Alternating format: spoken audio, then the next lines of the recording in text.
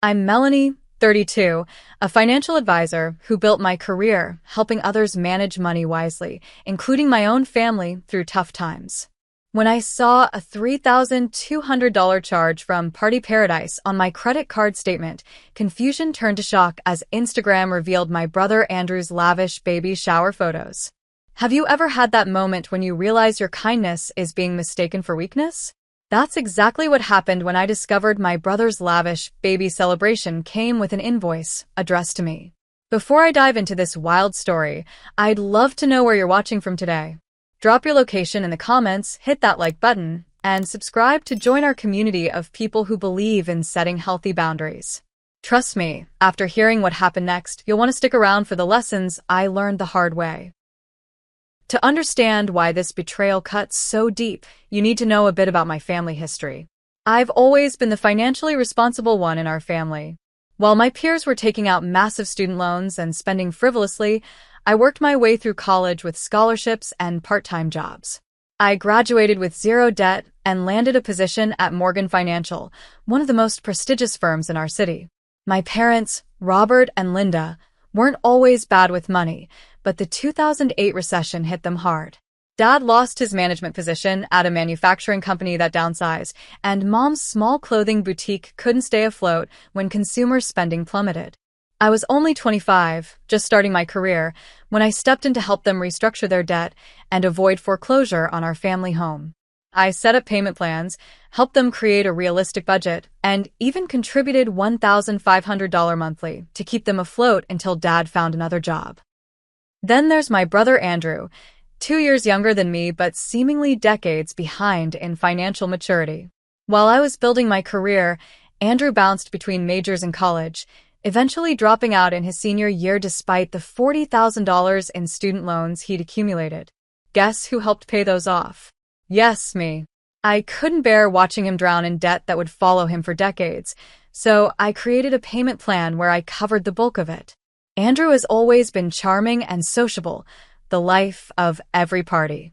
My parents adored him and excused his irresponsibility as just being free-spirited. While I received praise for my achievements, it always came with qualifiers. Melanie's so successful, but she works too hard, or she's doing well financially, but hasn't found time for family. 3 years ago, Andrew met Jessica at a friend's wedding. Within 6 months, they were engaged. Their wedding was an elaborate affair at a vineyard, with custom everything and a guest list of 250 people. They asked me to help just a little with wedding expenses, which somehow ballooned into me covering the $15,000 catering bill. I told myself it was a one-time gift, my way of showing support for their new chapter. After the wedding, Andrew and Jessica established a lifestyle that their combined incomes couldn't possibly sustain. He works as a sales associate at an electronics store, and she's a part-time yoga instructor. Yet somehow, they live in a high-end apartment, take lavish vacations, and drive cars with payments that would make most financial advisors cringe. Almost monthly, Andrew would call with some temporary cash flow problem or unexpected expense that required my assistance. Over the past year, I'd been working hard to establish firmer boundaries. When they asked me to help fund their vacation to Bali, I politely declined. When they wanted me to co-sign for a house far beyond their budget, I refused and instead offered to help them find something more reasonable. I even suggested budget counseling, which they rejected immediately, with Andrew calling me judgmental and controlling. My parents consistently enabled Andrew's behavior. Whenever I expressed frustration about his financial dependence, Mom would say, "He's just not good with money like you are," as if financial responsibility was an innate talent rather than a learned skill. Dad would remind me that family helps family, and that since I was doing so well, I should be more generous. When Andrew and Jessica announced they were expecting a baby, my parents were ecstatic. Immediate discussions about converting a spare room into a nursery, buying top-of-the-line baby gear, and planning an elaborate gender reveal party followed. I congratulated them sincerely and gave them what I thought was a meaningful gift. I opened a college fund for their unborn child with an initial $5,000 deposit. Their response was lukewarm at best. Jessica said, "That's so practical," in a tone that clearly indicated disappointment. Andrew later texted me saying, "Thanks, but we were kind of hoping for something we could actually use now." My parents later called to suggest I could have been more generous or thought about what they really needed, like the $1,200 stroller they'd been eyeing. Despite these tensions, I never expected what would happen next. I thought we had an understanding. I would help in emergencies and for truly important things, but everyday expenses and luxuries were their responsibility. I was wrong. So very wrong. It was a typical Tuesday evening when I sat down to review my monthly expenses. As a financial advisor, I practice what I preach about regular budget monitoring. Scrolling through my credit card statement, a charge from Party Paradise caught my eye, $3,200. I didn't recognize the vendor or recall making any purchase remotely that large. As I continued scanning, more unfamiliar charges appeared. $1,850 for Elite Catering, $950 for Baby Luxe Boutique, $780 for Custom Embroidery, and $720 for Premier Photography. All told, the unauthorized charges exceeded $7,500. My first thought was identity theft.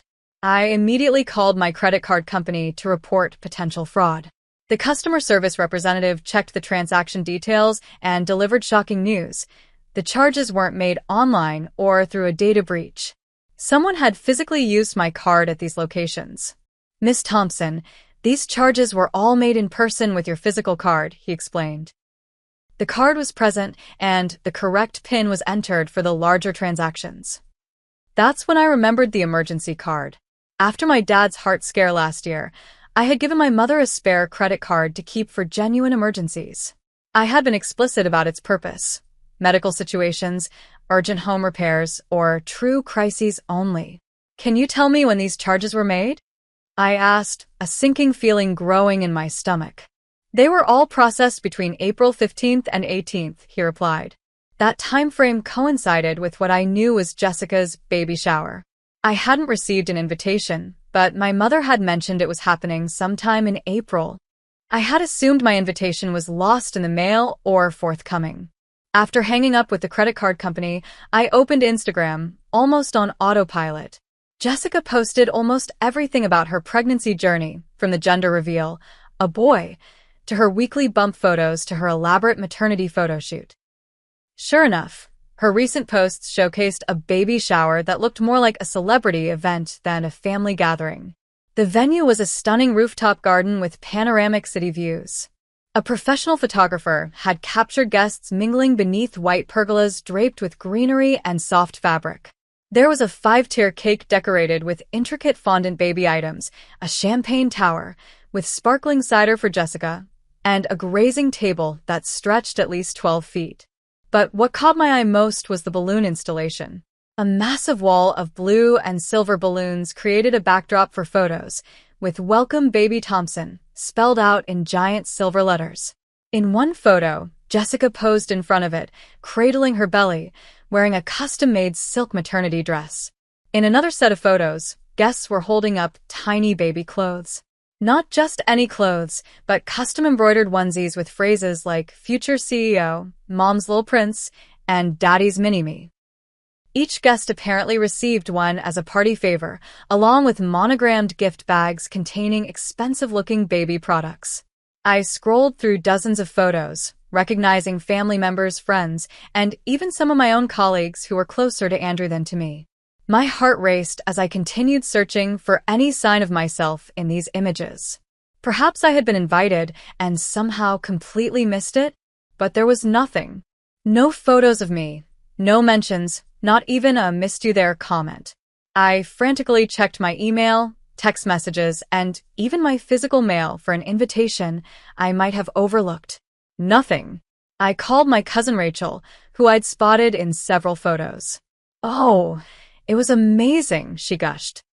"Jessica's sister Emily planned the whole thing. Didn't you get an invitation?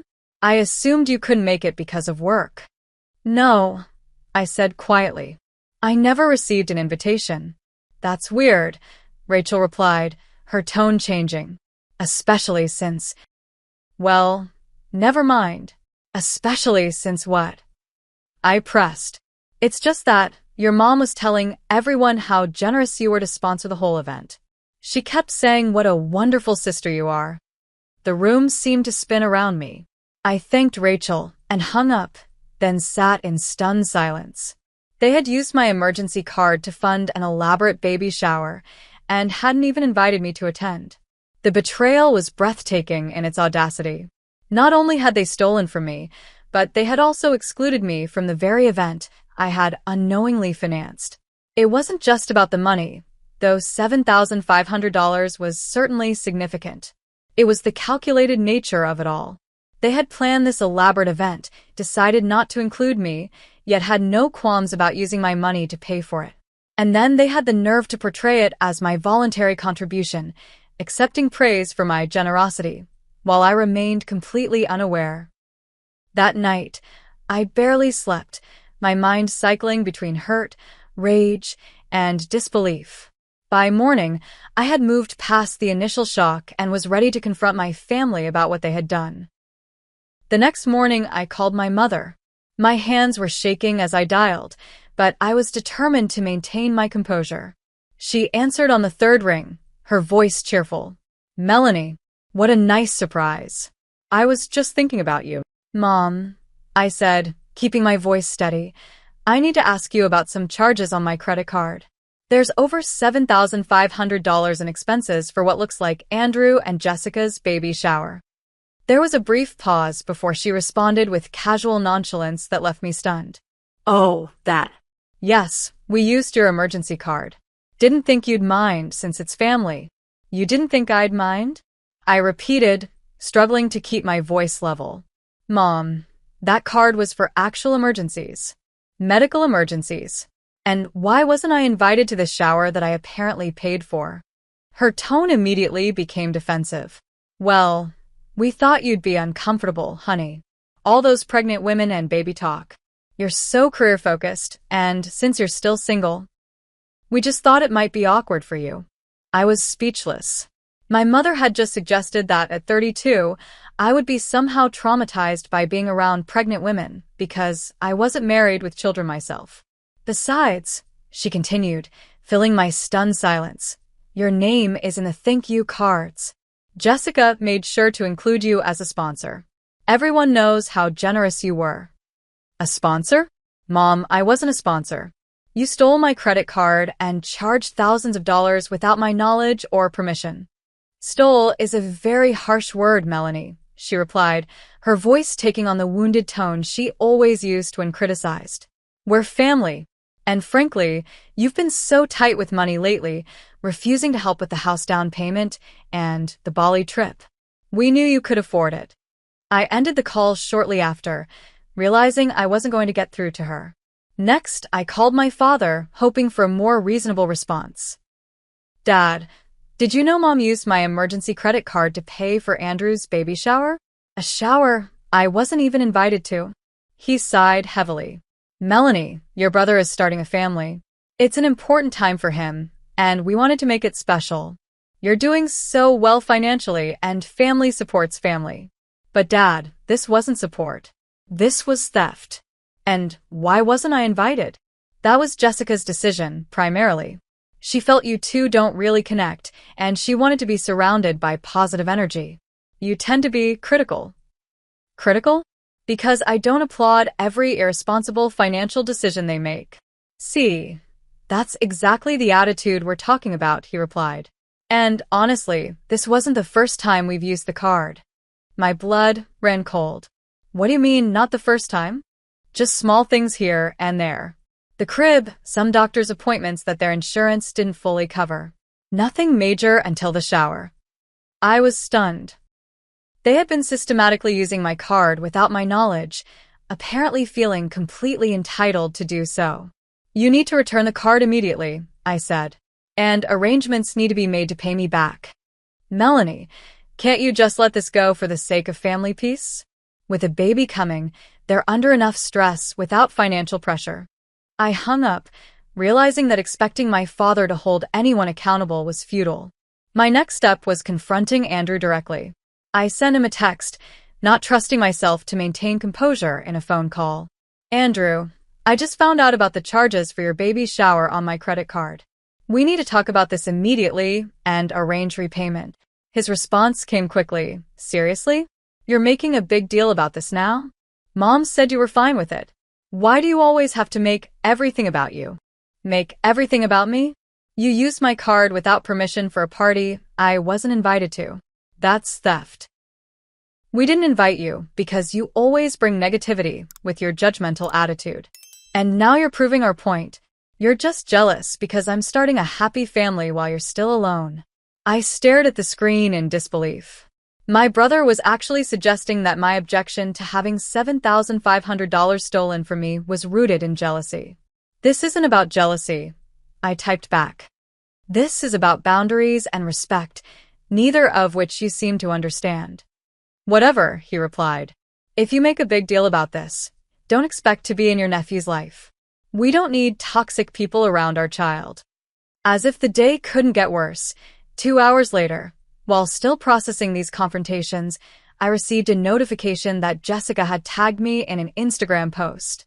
Curious, I opened the app to find a carousel of baby shower photos with a caption that made my stomach drop. Still glowing from the most amazing baby shower a girl could ask for. Rooftop views, gourmet food, custom everything. Fully funded by our favorite fool. Some people may not understand the importance of family, but at least their credit cards work. Hashtag blessed, hashtag baby shower, hashtag family funded. The post had dozens of likes already, including one from Andrew with a laughing emoji comment. Several of Jessica's friends had commented things like, OMG Savage Fire, and way to make her pay literally face with tears of joy. The public humiliation was the final straw. They had stolen from me, excluded me, and were now mocking me publicly. In that moment, something shifted inside me. The hurt was still there, but it was overshadowed by resolve. I had allowed this dynamic to continue for too long, making excuses for their behavior and accepting their manipulation. I replied to Jessica's post with a simple comment. Fool's done funding. Enjoy the shower. Then I immediately called my credit card company to freeze the card and formally report the fraudulent charges. After reporting the fraud, I sat alone in my apartment, the full weight of what had happened finally hitting me. This wasn't just about money. It was about years of being used, taken for granted, and manipulated by the people who should have loved me most. The tears came suddenly and violently, years of suppressed hurt pouring out all at once. Between sobs, I asked myself painful questions. Had my family ever really valued me beyond what I could provide financially?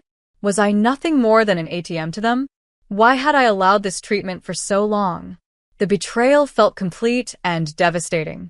I had built my career helping others achieve financial security, yet I had failed to protect myself from the most obvious exploitation. My phone buzzed repeatedly with texts and calls from family members, but I couldn't bring myself to answer.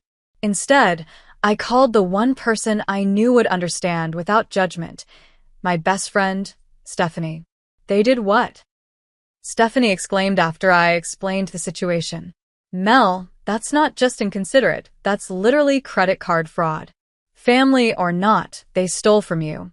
Her validation was like a life raft in a stormy sea.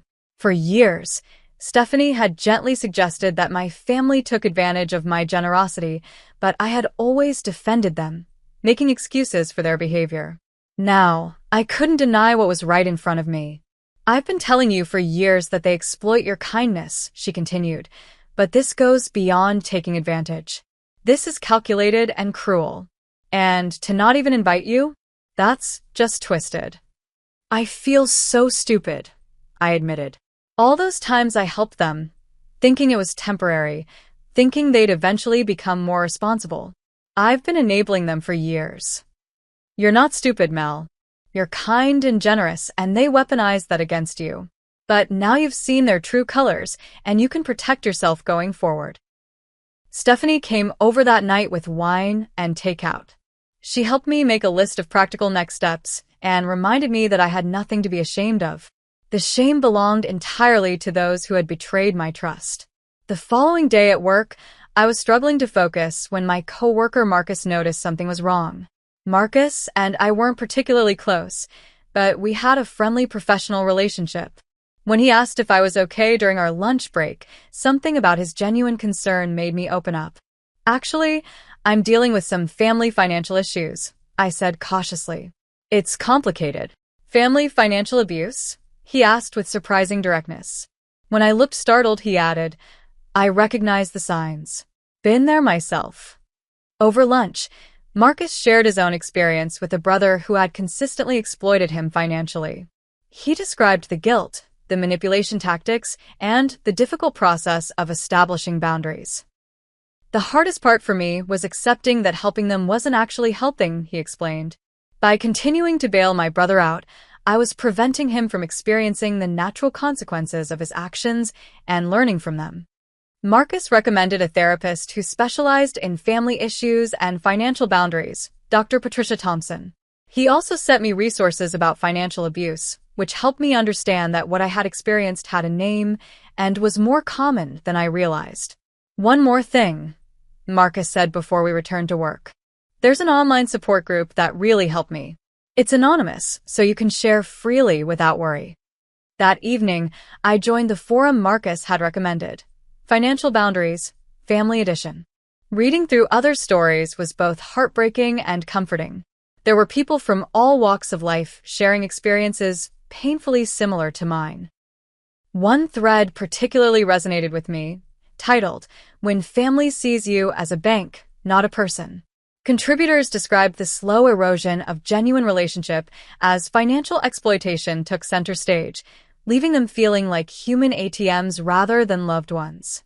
I created an anonymous account and shared my story. Within hours, supportive comments poured in. What they did wasn't just financially abusive, it was emotionally cruel. You deserve better. The exclusion from the event you paid for was a power play. They wanted to show they could take without giving anything in return, not even basic respect. I cut contact with my financially abusive family 3 years ago. Hardest and best decision I ever made. Family obligation is a two-way street. They've shown they don't feel obligated to respect you, so why should you feel obligated to finance them? The validation from these strangers who understood exactly what I was experiencing was incredibly healing. They didn't minimize what had happened or suggest I should forgive and forget for the sake of family harmony. Instead, they acknowledged the severity of the betrayal and supported my right to protect myself going forward. Through the forum, I began to understand that my situation wasn't unique or my fault. Financial abuse within families follows predictable patterns, and enablers like my parents play a crucial role in maintaining the dynamic. Most importantly, I learned that setting boundaries wasn't selfish. It was necessary for both my well-being and any hope of healthier relationships in the future. As one forum member wrote, sometimes the most compassionate thing you can do for someone who consistently abuses your generosity is to stop making their problems your responsibility. It's not abandonment. It's allowing them the dignity of solving their own problems. With this new perspective and support system in place, I began to feel stronger and more resolved. The pain hadn't disappeared, but it was now accompanied by clarity and determination. I was ready to take concrete action to address what had happened and protect myself from further exploitation. With my emotions somewhat stabilized and a support system in place, I turned my attention to practical matters. The first step was addressing the financial aspect of the situation. I had already frozen the emergency credit card, but there was more to be done. I called my credit card company again and spoke with their fraud department. I explained that while I had willingly provided the card for emergency use, it had been used without my authorization for non-emergency purchases. The representative was sympathetic and walked me through the formal dispute process. We'll need you to complete a fraudulent charge declaration, she explained. Since the card was physically given to a family member, it becomes a bit more complex than typical fraud cases, but unauthorized use is still unauthorized use. I completed the necessary paperwork, providing detailed information about each charge and documentation of the limited purpose for which the card had been provided. I also submitted screenshots of text messages where I had previously specified to my mother that the card was for medical emergencies only. The credit card representative advised me that the investigation could take up to 30 days, during which the charges would remain frozen. She also suggested I file a police report to strengthen my case, though she acknowledged many people hesitate to take legal action against family members. I wasn't ready to involve law enforcement, but I did want professional legal advice. I scheduled a consultation with Rachel Bennett, an attorney specializing in financial disputes. During our meeting, Rachel outlined my options clearly. "You have several avenues available," she explained. "You could pursue criminal charges for credit card fraud, which would potentially result in criminal penalties for your family members. Alternatively, you could file a civil suit to recover the funds plus damages." "I don't want to send my family to jail," I said. "I just want them to understand they can't treat me this way and to repay what they took." "In that case, I recommend we start with a formal demand letter," Rachel suggested. "It establishes the seriousness of the situation and your willingness to pursue legal remedies if necessary, while still giving them an opportunity to make things right without court involvement." We drafted a letter detailing the unauthorized charges, demanding full repayment within 30 days, and clearly stating that failure to comply would result in legal action. The letter was professional and factual, avoiding emotional language while still conveying the gravity of the situation. "Be prepared for significant family backlash when they receive this," Rachel warned. "Based on what you've shared about their reactions so far, they're likely to escalate before considering compliance." Her prediction proved accurate. Within hours of the letter being delivered, my phone exploded with notifications. My mother left tearful voicemails about how I was tearing the family apart over money. My father sent lengthy texts about how disappointed he was in my extreme measures. Andrew and Jessica posted vague but pointed social media updates about toxic family members and true colors showing. Anticipating this reaction, I had already implemented communication boundaries. I blocked my family on all social media platforms, but had a friend monitor their public posts to document any defamatory statements. I set up email filters to direct family messages to a separate folder that I could review when emotionally prepared. I didn't answer their calls, but saved all voicemails as potential evidence. These boundaries weren't just about the legal situation, they were essential for my emotional health. Each contact attempt from my family contained manipulation tactics I now recognized: guilt, minimization, gaslighting, and attempts to shift blame onto me for overreacting. With the financial and legal aspects in motion, I turned my attention to my personal well-being. I scheduled an appointment with Dr. Thompson, the therapist Marcus had recommended. Our first session was revelatory. "What you're experiencing is a form of grief," Dr. Thompson explained. "You're mourning the family you thought you had and coming to terms with the reality of who they actually are." She helped me understand that my feelings of guilt and uncertainty were normal responses to family estrangement, even when that estrangement was necessary and justified. We began working on techniques to manage these emotions and reinforce my sense of self-worth outside of my utility to others. I also joined an in-person support group for survivors of family financial abuse. Meeting others who had walked similar paths provided practical advice and emotional support that online forums couldn't fully match. One participant, Sophia, had been through an almost identical situation with her sister and offered particularly helpful insights about navigating family events in the future. To process my thoughts more thoroughly, I started journaling daily. I documented not only what had happened, but also my evolving understanding of the family dynamics that had enabled the exploitation. I wrote about the subtle ways I had been conditioned to prioritize others' needs above my own, how financial responsibility had become a burden rather than a strength in my family context, and how I'd confused sacrifice with love. 3 weeks into this process, I felt strong enough to take a personal retreat weekend at a cabin in the mountains. Away from work and daily distractions, I reflected deeply on what kind of relationship, if any, I wanted with my family moving forward. I recognized that while I couldn't control their behavior, I could set clear parameters for what I would accept in my life. By the time I returned, the credit card company had completed its investigation and sided in my favor. All charges were permanently reversed, and they issued me a new card with enhanced security features. They also added notes to my account prohibiting authorization for anyone other than myself, even with verbal approval. This financial resolution was validating, but I knew it would trigger the next phase of family conflict. When the vendors began demanding payment from Andrew and Jessica for the reverse charges, the real test of my new boundaries would begin. The credit card company's decision to reverse the charges hit my family like a bomb. The vendors who had provided services for the baby shower began contacting Andrew and Jessica immediately, demanding payment for the reverse charges and threatening collections. My mother initiated what can only be described as a family smear campaign. She sent a mass text to every extended family member, from cousins to great-aunts, painting me as an unreasonable, bitter woman who had initially agreed to fund the shower but vindicatively withdrew support after the fact. Melanie has always been jealous of her brother's happiness, her message read in part. Now she's trying to ruin what should be the happiest time in Andrew and Jessica's lives because she's bitter about her own childless state. Please reach out and help them through this difficult time that their own sister has created. The response was swift. My phone filled with messages from well-meaning relatives who had only heard my mother's version of events. Aunts called to tell me family is everything and that I should be the bigger person. Uncles reminded me that blood is thicker than water and suggested I was overreacting to a simple misunderstanding.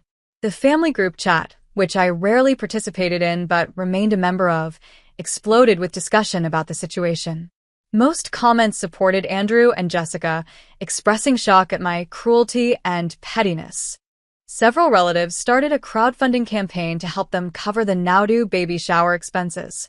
What my family hadn't anticipated was that their public campaign would prompt others to reach out to me directly to hear my side of the story.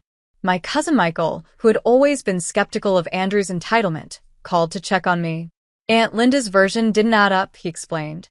I know you wouldn't do something like this without serious cause. When I explained what had actually happened, Michael was appalled. They threw a party you paid for but weren't invited to, and they're playing the victims? That's gaslighting on an Olympic level. Michael wasn't the only one. My father's sister, Aunt Patricia, reached out next. Unlike my mother's sisters, who had always enabled Andrew's behavior, Patricia had a reputation for straight talk and fairness. Your mother called me crying about how you're abandoning the family, she said. But I've watched how they've treated you for years, Melanie. Always taking, rarely giving back, and never showing proper appreciation. I asked your mother point-blank if they had used your card without permission and didn't invite you to the shower. She couldn't deny it. Patricia's support meant everything to me. As one of the family matriarchs, her validation carried weight, and she wasn't afraid to share her perspective with others. Within days, the unified family front against me had developed significant cracks. Meanwhile, the social media drama escalated. Jessica posted a tearful video about financial abandonment during pregnancy without naming me directly, but making it clear who she was talking about. Andrew shared cryptic posts about discovering who your true family is during hardship and protecting his unborn child from negative influences. These posts generated sympathy from their friends, but also raised questions. Jessica's own sister, Emily, who had planned the shower, privately messaged me with an unexpected apology. I had no idea the funding situation wasn't consensual, she wrote. Jessica told me you had happily offered to cover everything as your gift to the baby. I feel terrible about my role in this now. Emily's message revealed that Jessica had lied not just to vendors, but to her own family about my involvement. This pattern of deception stretched far beyond what I had initially understood. As the social media drama unfolded, I maintained my public silence. My therapist had advised against engaging in a public fight where emotions were high and facts could be distorted. Instead, I focused on responding privately to those who reached out directly, sharing my side of the story calmly and with documentation when appropriate. This strategy proved effective. While I wasn't broadcasting my perspective, the truth was spreading through private conversations. Several family friends contacted me to express their support, saying they had always observed how one-sided my relationship with Andrew seemed to be. James Peterson, an old family friend who had known us since childhood, sent a particularly touching message. I've watched you support your brother through countless fresh starts over the years. Your generosity has been consistent, while his appreciation has been notably absent. Standing up for yourself isn't selfish. It's long overdue. For weeks after filing the fraud claim, I received the official notification from the credit card company. Their investigation had confirmed unauthorized use, and all charges were permanently reversed and refunded to my account. The letter stated clearly that the vendors would need to seek payment from the individuals who had actually ordered their services. Within hours of the charges being reversed, the calls began. First from Jessica, whose initial tearful pleas quickly turned to rage when I didn't immediately offer to pay the bills. "You've ruined everything," she shouted. "The vendors are threatening to send us to collections. This will destroy our credit right when we're trying to buy a house for the baby." "I'm sorry you're in this position," I replied calmly, "but I didn't authorize those charges." "You did." "But your family. You're supposed to help family." "Family doesn't steal from family," I responded. "And family doesn't exclude family from events they've unknowingly funded."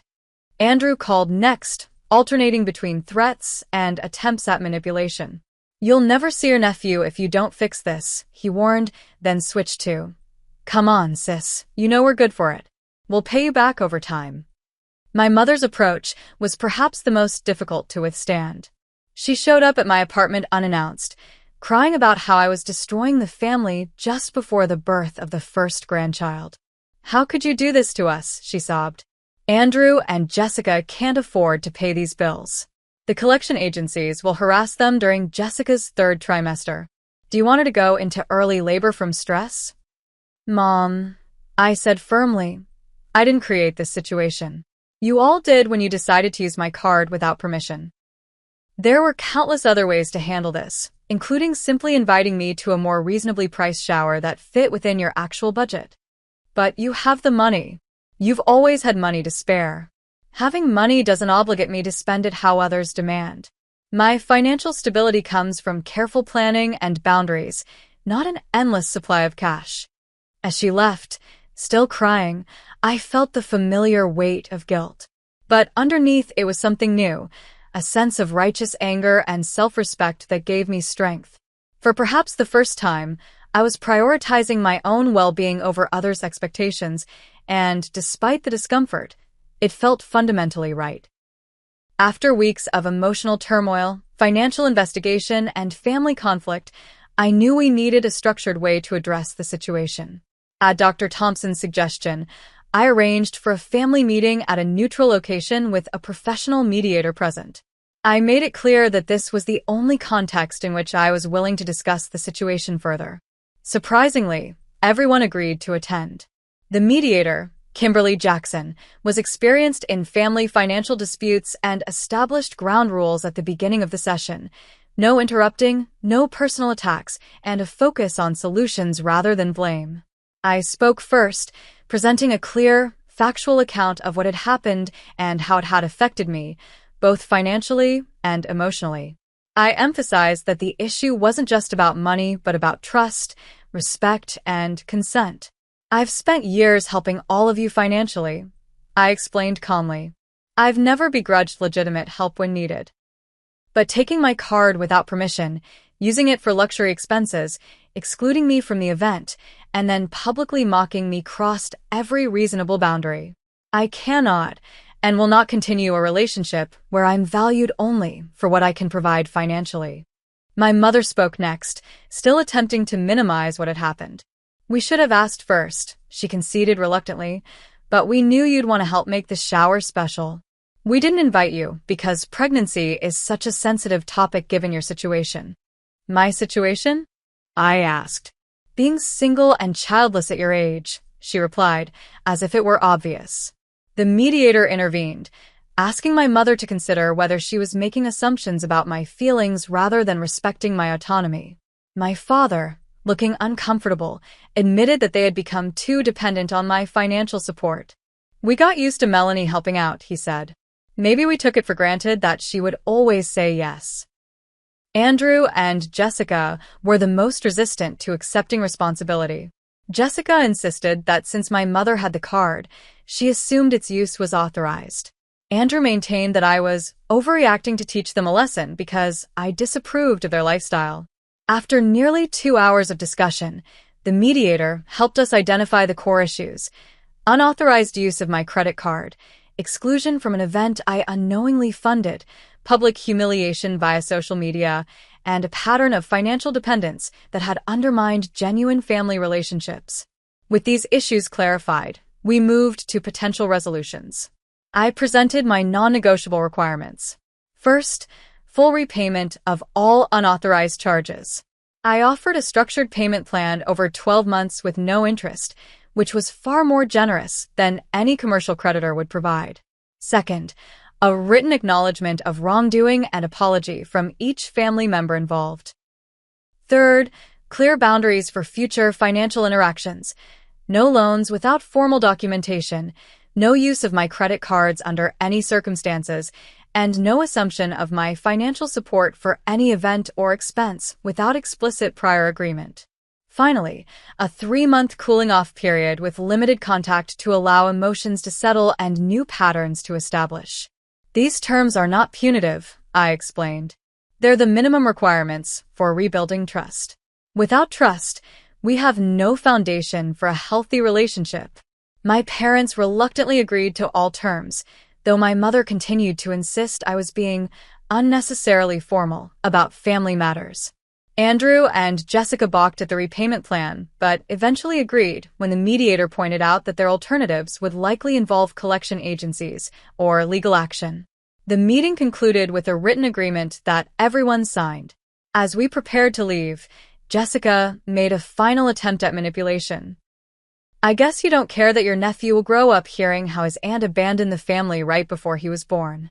I looked her directly in the eyes. "My nephew will grow up with the parents he has. What he learns about respect, responsibility, and relationships will come primarily from you. I hope you consider carefully what examples you set." The 3 months that followed were challenging but clarifying. My parents adhered to the payment schedule, transferring funds on time each month. Communication was minimal but civil. Andrew and Jessica made the first 2 payments on time, but began making excuses for the third, claiming unexpected baby expenses had stretched them thin. I held firm to the agreement, reminding them that I had specifically structured the payments to be manageable. They eventually paid, but their resentment was palpable in every interaction. When my nephew Ethan was born in August, I sent a beautiful gift basket to the hospital, but didn't visit. My mother called, incredulous that I wouldn't come meet my nephew immediately. "We're still in the cooling-off period we all agreed to," I reminded her. "I'm respecting the boundaries we established, but this is different. This is your nephew's birth. The boundaries aren't conditional, Mom. They apply to all situations, especially emotional ones where pressure might be applied." 6 months after the mediated agreement, our family dynamic had transformed into something I would describe as limited but functional. My parents and I spoke weekly, with conversations focused on general life updates rather than financial matters. They had begun working with a financial advisor I recommended and were making progress toward greater independence. Andrew and Jessica completed the repayment plan, but chose to maintain minimal contact afterward. They sent formal birth announcements and holiday cards, but didn't extend invitations to visit or meet Ethan. Through family grapevine, I learned they told others I was too busy with my career to be involved in their son's life. Rather than fight this narrative, I focused on my own well-being and growth. I established a new friend group through interest-based activities rather than family connections. These relationships, built on mutual respect and shared interests, provided genuine connection without the undercurrent of obligation or exploitation I had grown accustomed to in family interactions. My career flourished as I channeled more energy into professional development. I received a significant promotion to senior advisor, managing a team of my own and developing specialized services for women in transitional life phases. The irony wasn't lost on me that my personal experience with financial exploitation had deepened my professional insight and empathy. With my finances no longer drained by family emergencies, I purchased my dream home, A modern condo with city views not unlike those from the rooftop venue where my brother's baby shower had been held. I didn't share this achievement with my family, having learned that financial milestones often triggered requests rather than congratulations. I also began dating again after a long hiatus. Thomas, a landscape architect I met through a mutual friend, understood family complexity from his own experience with divorced parents and step-siblings. His respect for my boundaries and appreciation for my self-sufficiency were refreshing changes from previous relationships. Perhaps most meaningfully, I anonymously established a college fund for my nephew Ethan, arranged through a trust that would become available to him at 18 regardless of his parents' financial situation or our relationship status. While Andrew and Jessica had rejected the practical gift of education savings when I offered it directly, I still wanted Ethan to have options his parents might not provide. 1 year after the baby shower incident, I met my mother for coffee. Our relationship had stabilized into something more adult and balanced than it had ever been before. "I want you to know," she said hesitantly, "that I understand better now why what we did was wrong. It wasn't just about the money. It was about respect." Yes, I agreed simply. It was always about respect. "Andrew and Jessica still don't see it that way," she admitted. "They think you abandoned the family when they needed you most." "I know, and that's their perspective to hold. But I know the truth, and so do you." She nodded slowly. "I do. And I'm sorry it took something this extreme for me to see it." The journey from financial doormat to self-respect had been painful, but necessary. I had learned critical lessons about the difference between generosity and exploitation, about setting boundaries with those who claim the right to cross them, and about my own worth beyond what I could provide to others. Family relationships aren't unconditional, despite what conventional wisdom suggests. They require mutual respect, consideration, and care to thrive. When these elements are consistently absent, it's not selfish to protect yourself. It's essential. Have you ever had to set difficult boundaries with family members who took advantage of your generosity? What helped you find the strength to stand up for yourself? Share your experiences in the comments below. And if this story resonated with you, please like, subscribe, and share with someone who might need to hear that setting financial boundaries isn't selfish, it's self-preservation. Thank you for listening to my journey, and remember, your kindness deserves respect, not exploitation.